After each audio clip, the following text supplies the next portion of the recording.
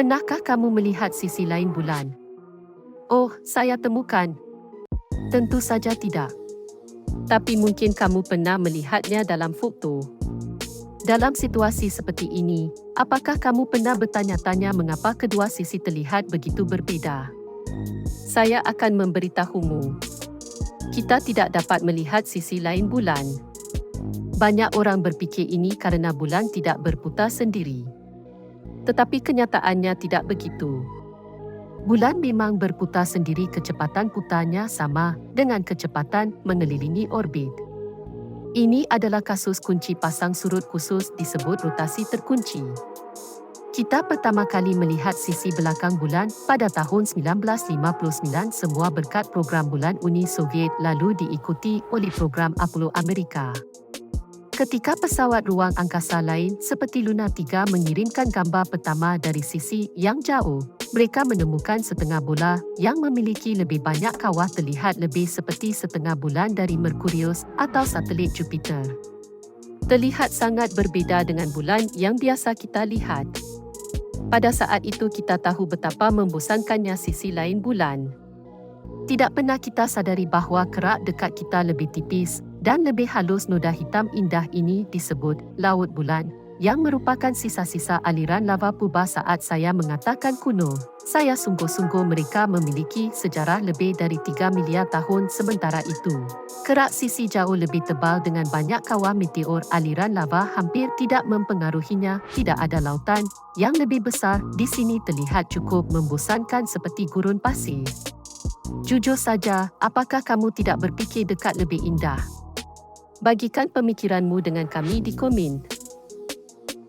Jadi 50 tahun yang lalu kita pertama kali mengetahui perbezaan yang jelas ini.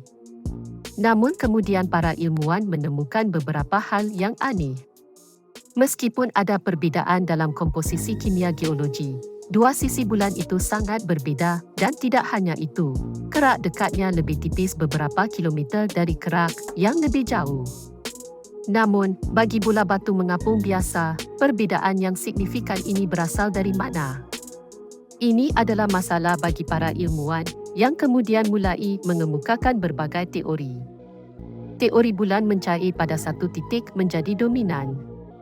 Ia berpendapat bahawa alasan bulan menjadi seperti itu adalah kesalahan bumi yang terjadi miliaran tahun yang lalu. Bulan terbentuk karena tabrakan. Suatu hari, benda berukuran Mars menabrak bumi dan pada saat itu, ia melepaskan sepotong. Benda ini kemudian menjadi bulan.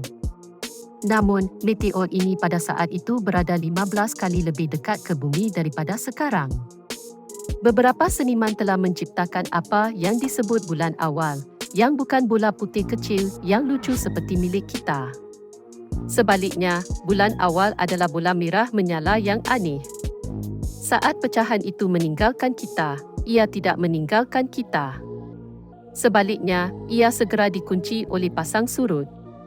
Bumi setelah tabrakan tetap menjadi bola neraka yang panas, penuh dengan api dan wajah. Ia mendidih pada suhu 2.480 derajat Celcius dan karena bulan selalu menghadap kita dengan satu sisi yang tetap. Sisi ini juga sedikit meleleh. Ini menjelaskan mengapa permukaan dekat bulan, atau yang disebut bulge, lebih tipis daripada permukaan yang lebih jauh.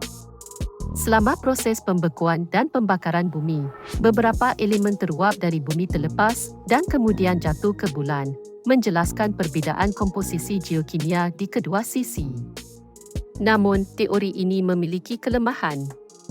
Jika benar-benar seperti itu, unsur kimia langka dari luar angkasa datang dari mana? Misalnya, isotop fosfor, kalium, atau tungsten yang luar biasa. Bulan dipenuhi dengan unsur-unsur ini, tetapi mereka tidak mungkin berasal dari bumi. Satu lagi teori adalah pada mulanya kita mempunyai dua satelit yang sangat kecil. Kemudian, mereka bersatu menjadi satu satelit yang lebih besar. Oleh itu, komposisi mereka tidak sama. Tetapi teori ini kelihatan agak gila dan mempunyai kelemahan plot. Misalnya, transisi antara kedua-dua bahagian yang terdekat dan jauh terlalu lancar. Jika bulan kita benar-benar terdiri daripada dua satelit kecil, transisi ini sepatutnya akan menjadi lebih kasar.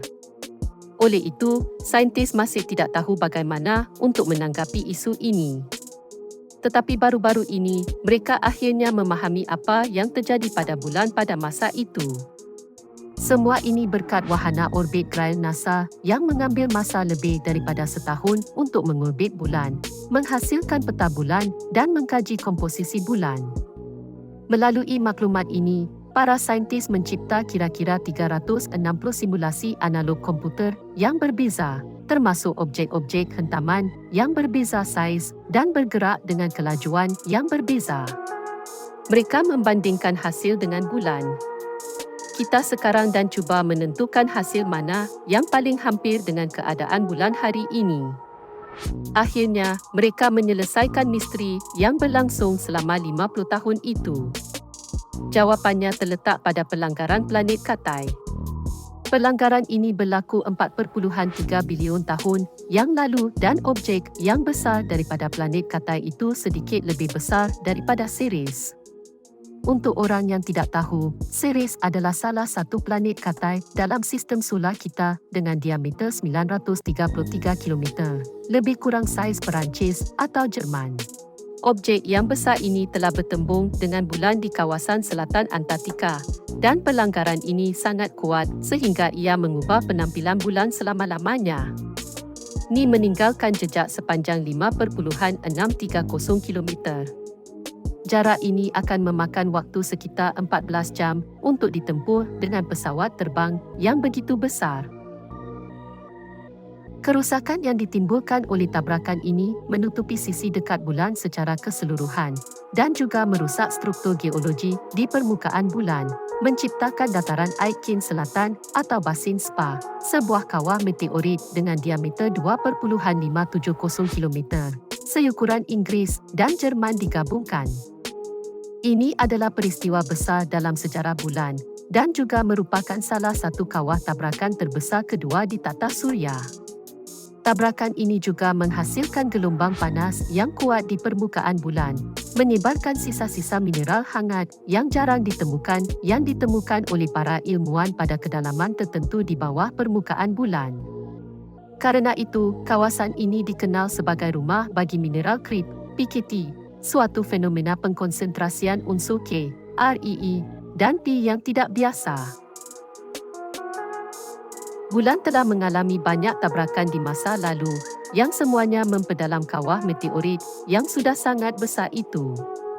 Ini telah mengakibatkan kerapuhan struktur geologi di dekat permukaan bulan, termasuk jaringan gunung berapi yang kini mengisi sebahagian besar kawah meteorit yang terbuka.